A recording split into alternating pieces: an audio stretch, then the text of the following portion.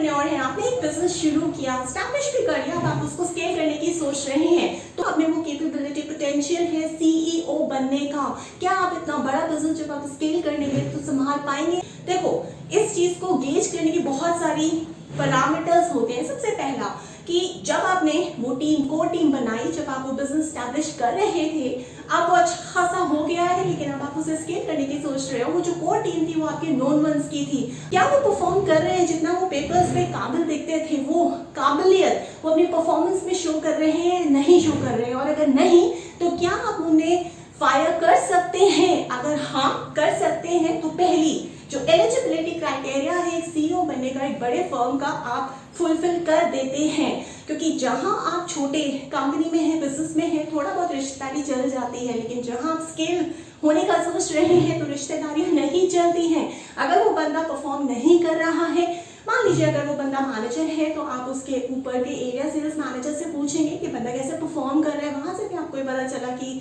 ये अपसेट है अपने उस बंदे की वजह से जो परफॉर्म नहीं कर रहा है, लेकिन वो आपका बहुत अच्छा दोस्त है। फिर आप उसके ऊपर जाएंगे, डायरेक्टर सेल्स से पूछेंगे, और अगर आपको वहां से भी यही सेम फीडबैक मिल रहा है, उसके पीयर्स से भी, उसके जूनियर्स से भी, सब जगह से आपको एक जैसा 360 डिग्री फीडबैक मिल रहा है, तो ये एप्ट टाइम है जब आप उसको कंपनी से हटाएंगे। आप उसको ये बोलेंगे कि देखो, हम जब शुरू करा था हम लोगों ने बिजनेस, हम बहुत अच्छा काम कर रहे थे, लेकिन अब ये पार्टनरशिप काम नहीं कर रही है, इस पार्टनरशिप को यही खत्म करना पड़ेगा, लेकिन इससे हमारे रिश्तों में कोई फर्क नहीं आएगा। आपको स्ट्रॉन्ग बनना पड़ेगा। अगर आप ये कर सकते हैं तो आप सीईओ की पहली सीढ़ी चढ़ सकते हैं, वो भी एक बड़े ऑर्गेनाइजेशन की। आप अपनी देखो, सेकेंड चीज जो देखनी है हमें वो ये देखना है कि ऐसा तो नहीं है कि कहीं आप बहुत सारे टास्क अपनी टीम को दे देते हो और वो बहुत ज्यादा ओवरवेल्म्ड हो चुके हैं, वो थक चुके हैं, वो पक चुके हैं टू डू लिस्ट को देख देख के। एक बार जब टू डू लिस्ट खत्म होती है, हर फ्राइडे आप उनकी मीटिंग लेते हो, उसके बाद दोबारा से उन्हें टू डू लिस्ट को अपॉइंट कर देते हो, फिर से उनसे फ्राइडे को बुलाते हो, उनके साथ बैठते हो, मीटिंग लेते हो, और बस ये सिलसिला चलता ही जा रहा है। 6-7 महीने तक ये चीजें सही लगती हैं, लेकिन अगर बहुत ज्यादा आप उन्हें टू डू लिस्ट दोगे, आपकी क्लैरिटी नहीं दिख रही है इसमें एज अ सीईओ एक बड़े फर्म के, अगर आप स्केल करने की सोच रहे हो, देखो टू डू लिस्ट में इतनी सारी चीजें नहीं हो सकती हैं। अगर आप हर फ्राइडे को भी बुला रहे हो तो टू डू लिस्ट जो है वो 2 या 3 चीजों की आपको प्रायोरिटी शेड्यूल करनी पड़ेगी, और अगर आपके दिमाग में वो क्लैरिटी नहीं है एज अ फाउंडर, तो आप उसको टू डू लिस्ट में भी नहीं उतार पाओगे। और अगर आप उसे टू डू लिस्ट में नहीं उतार पाओगे तो इसी तरह से आप अपने को मेंबर्स को ओवरवेल्म करते रहोगे और वो थक जाएंगे, और जाहिर सी बात है उनकी परफॉर्मेंस कहीं भी नजर नहीं आएगी। तो ये दूसरा पड़ाव है। अगर आपको सीईओ बनना है एक बड़ी कंपनी का, मेंबर्स को कभी भी ओवरवेल्म नहीं करना है ज्यादा से ज्यादा टास्क दे दे के। देखो तीसरी चीज जो आप देखोगे, ऐसा तो नहीं है कि सिर्फ आप अपनी ही चीज जो आपको बहुत ज्यादा इंटरेस्टिंग लगती है, जिसमें आपका पैशन है, आप सिर्फ और सिर्फ उसी के बारे में हर वक्त सोचते रहते हो, और आपको लगता है कि अगर आपकी कोई क्रिटिसाइज आपको करता है, या कस्टमर्स अगर आपकी कोई गलतियां निकालते हैं, कंप्लेन करते हैं, फीडबैक देते हैं, चाहे वो आपके कॉलीग्स हो, पीयर्स हो, और आप सिर्फ और सिर्फ एक ही चीज देख रहे हो, वो ये है कि आप कोडिंग देख रहे हो, कोई पर्टिकुलर टेक्नोलॉजी देख रहे हो, बल्कि पूरी दुनिया बैठी है वहां आपको ये बताने के लिए कि टेक्नोलॉजी से ऊपर भी कुछ होता है, जैसे कस्टमर एक्सपीरियंस, इन्वेस्टर का जो पैसा लग रहा है, रेवेन्यूज, सेल्स, प्रॉफिट, लेकिन आप वो सारी बातें नहीं सुन रहे हो। अगर आप ऐसे सिंगल माइंडेडनेस रखोगे जहां पे ठीक है आप डिटरमिन तो हो काम करने के लिए, और लेकिन आपका जो फोकस है वो सिर्फ और सिर्फ एक पर्टिकुलर चीज पे ही है, और वो ये है जो आपकी इंटरेस्ट की है, आप बाकियों को, उनकी चीजों को, उनकी फीडबैक को, उनकी कंप्लेन को इग्नोर कर रहे हो। और अगर आप ऐसा करोगे तो आप सिर्फ और सिर्फ अपने लिए ही काम कर रहे हो, और कुछ नहीं बल्कि एक ही चीज पे काम करते जा रहे हो। ऐसा नहीं चलता है, आपको सबकी सुननी पड़ेगी। अगर आपको एक बड़ी फर्म का सीईओ बनना है, अपने वेंचर को स्केल अप करना है, तो बाहर एक्सटर्नल फोर्सेस को भी ध्यान में रखना पड़ेगा, उनकी क्रिटिसिज्म, उनकी कंप्लेन, उनकी फीडबैक को एंगेज करके अपने प्रोडक्ट को या अपनी सर्विस को और ज्यादा इम्प्रूव्ड बनाना पड़ेगा। और चौथी बात जो आपको देखनी है, लास्ट और आखिरी, और अगर आप में वो बात है तो हाँ, आप में वो कैपेबिलिटी है कि आप एक बड़ी फर्म के सीईओ बन सकते हो। देखो, अगर आप आइसोलेशन में काम करोगे, बहुत बड़ा शब्द है आइसोलेशन। अगर आप ये सोचते हो कि मैं सिर्फ और सिर्फ अकेले रह के सब कुछ संभाल लूंगा, मुझे कोई जरूरत नहीं है बाकी लोगों के बारे में सोचने की, या बाकी लोग जो है वो मेरे साथ मिलके काम करें या मैं उन्हें इनवाइट करूं। और कभी भी ऐसी बात आएगी जिसे पीआर या मीडिया इंटरव्यूज देने होंगे या मुझे अपने प्रोडक्ट के बारे में कुछ भी जाके एडवर्टाइज करना होगा, मार्केटिंग सेल्स करनी होगी, तो मैं सब कुछ पे नो नो नो नो कर दूंगा। मैं इन सब चीज़ से मुझे ज़्यादा कुछ मतलब नहीं है, ये दूसरे डिपार्टमेंट का काम है, मुझे सीखने की भी ज़रूरत नहीं है, मैं बस जहाँ हूँ वहाँ ठीक हूँ। अगर आप बहुत ज़्यादा इंट्रोवर्ट हो नेचर में, अगर आप लोगों से बात करना पसंद नहीं करते हो, चाहे वो कोई भी हो, अगर आप घुलोगे मिलोगे नहीं, तो जाहिर सी बात है कि आप एक बड़ी फर्म के सीईओ कभी भी नहीं बन पाओगे। चाहे आप अपने वेंचर को स्केल अप भी कर लो, लेकिन आप फेल हो जाओगे। देखो, जहाँ ये चारों चीज़ें आपने देख ली कि आप में है आप या हमारी कंपनी जो इसकी बिजनेस से है, उससे बड़ी है, उसको संभालने की, तो आप उसे कुछ सवाल कर सकते हो कि आपने कितने समय पहले किसी को फायर किया है, और अगर आपने किसी को अपनी कंपनी में फायर किया है या बिजनेस में फायर किया है तो उसका रीजन क्या है, जरा हमें बताइए, डिस्क्राइब करिए। देखो, जब आपको वो एंटरप्रेन्योर वो रीजन बता रहा होगा, अगर उसने नहीं किया तो आपको पहले ही पता चल जाएगा कि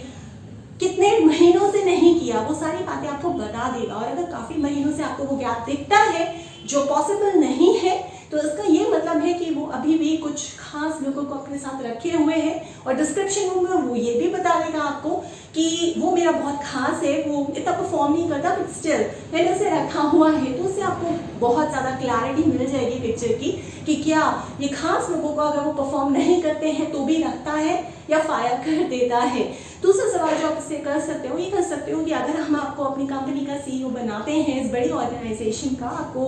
आप एक छोटे सेटअप से यहाँ पे आओगे, तो आपको क्या लगता है कि एक्सटर्नल क्या और रोल्स हैं आपके इस पोजीशन के लिए। देखो, जब वो डिस्क्राइब कर रहा होगा अपने जवाब में, उससे आपको ये पता चल जाएगा कि वो बंदा जो है वो अकेले काम करना पसंद करता है, क्या वो सारे एक्सटर्नल फोर्सेस को निग्लेक्ट करता है, या उसके जवाब में अगर ये दिखेगा कि नहीं, अकेले तो वो करता है लेकिन उसका सर्वाइवल पॉसिबल नहीं है अगर एक्सटर्नल फोर्सेस उसके साथ नहीं चलेंगे। तो उससे फिर आपको ये पता चल जाएगा कि ये बंदा आइसोलेशन में काम करता है या नहीं करता है। एक और सवाल आप उससे पूछ सकते हो, ये देखने के लिए कि वो बंदा जो एक स्मॉल सेटअप से आ रहा है वो आपके बड़े ऑर्गेनाइजेशन का सीईओ बनने के काबिल है या नहीं है। आप उससे पूछ सकते हो कि क्या ऐसी कोई सिचुएशन आई है जो बहुत ज़्यादा डिजास्ट्रस हो, और अगर वो बहुत ज़्यादा डिजास्ट्रस सिचुएशन थी तो किस तरीके से आपका वो चैलेंज रहा। तो जब वो अपने एक्सपीरियंस को शेयर कर रहा होगा, आपको पता चल जाएगा कि क्या वो हार मान गया था, क्या उसने किसी की मदद ली थी उस सिचुएशन से बाहर निकलने के लिए, या खुद ही से उस सिचुएशन को हैंडल कर लिया था। अगर उसने खुद ही से उस सिचुएशन को हैंडल कर लिया था तो हाँ, उसमें सिंगल माइंडेडनेस है, वो पोटेंशियल रखता है उस चीज़ को फाइट करने से, और डिटर्मिनेशन भी है उसका उस चीज़ में उसको सुधार के, उसको अचीव करके उसे बाहर निकलने का। आप उससे और भी सवाल पूछ सकते हो, जैसे आपका ड्रीम हाउस कैसा होगा, बहुत सारे उसमें चीज़ें वो बताएगा कि ऐसा ऐसा होगा, मैं उसको इस तरह से जो है छोटे छोटे स्टेप्स में या बड़े बड़े स्टेप्स को लेके उस तक पहुंचूंगा। तो वो स्ट्रैटेजाइज कर रहा है, और एक बड़े कंपनी का सीईओ जो है बड़ी है, उसमें स्ट्रैटेजाइजिंग की जो है वो क्वालिटी, वो खूबी होनी चाहिए। ये भी आपको जब पता चल गया तो उसके बाद आप इससे पूछ सकते हैं कि देखो, इतने सारे टास्क मैंने आपको दिए हैं, 10 या 11 या 12, उसमें से मुझे सिर्फ 3 या 4 टास्क जो है वो जल्दी से बता दो, कौन से आपको प्रायोरिटी बेसिस पे सबसे ज्यादा पहले शेड्यूल करने चाहिए। अगर वो आराम से आपको फटाफट बता देगा कि 12 या 13 टास्क में से ये 3 टास्क हैं जो आपको शेड्यूल करने चाहिए प्रायोरिटी बेसिस पे, तो यानी कि उस बंदे को क्लैरिटी है, टास्क ओरिएंटेशन भी है। तो जब आपके लार्ज एंटरप्राइज में एक सीईओ बन के आएगा तो लोगों को ओवरवेल्म नहीं करेगा। अगर आपको इस कॉन्सेप्ट को और ज्यादा डेप्थ में जानना है तो आइए मेरे साथ सेशन बुक करिए ऑनलाइन। मेरा नंबर है 9311659252। आप मुझे व्हाट्सएप कर सकते हैं जिस भी टॉपिक में आपको मेरे साथ सेशन को बुक करना है, या अगर आपके पास कोई प्रपोजल है, अगर आप मुझे अपने यूनिट में सेटअप पे बुलाना चाहते हैं ट्रेनिंग के लिए, तो आप अपना प्रपोजल मुझे भेजिए। मेरा ईमेल एड्रेस है verma.roli@gmail.com। मैं नीचे वीडियो में मेंशन कर दूंगी। ये ऐसे पॉइंट्स हैं जो आपको फर्स्ट से अर्श तक पहुंचा सकते हैं। तो सारी चारों चीजें जो मैंने आपको बताई थी वीडियो के स्टार्टिंग में, अगर वो सारी चीजें आप में है तो आप अपनी कंपनी को जो बड़ा स्केल अप करोगे, अपने वेंचर को जो बड़ा स्केल अप करोगे, तो आप एक सक्सेसफुल सीईओ बन जाओगे। और ये जो सवाल मैंने आपको आखिर में लेके second part of the video में बताए हैं, वो आप इंटरव्यू के लिए हमेशा अपने संज्ञान में रख सकते हो, प्रिपेयर कर सकते हो। इनफैक्ट आपको इंटरव्यू से पहले कहीं अगर आप स्विच कर रहे हो,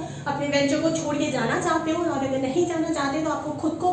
जब आपको से पता लग जाएगा कि आपका वेंचर जब स्केल अप होगा तो क्या आप उससे सीईओ की तरह संभाल पाओगे या नहीं संभाल पाओगे। और हाँ, अगर आपका कोई इंटरव्यू होने वाला है तो जो आपका इंटरव्यू लेगा उनके लिए भी ये सवाल है, वो आपसे ये सवाल पूछे और आपको जज करें उस पैरामीटर पे। अगर आप खरे नहीं उतरते हैं, यानी कि आप में वो पोटेंशियल नहीं है उनकी बड़ी सी कंपनी या बड़े से सेटअप को संभालने का एज अ सीईओ,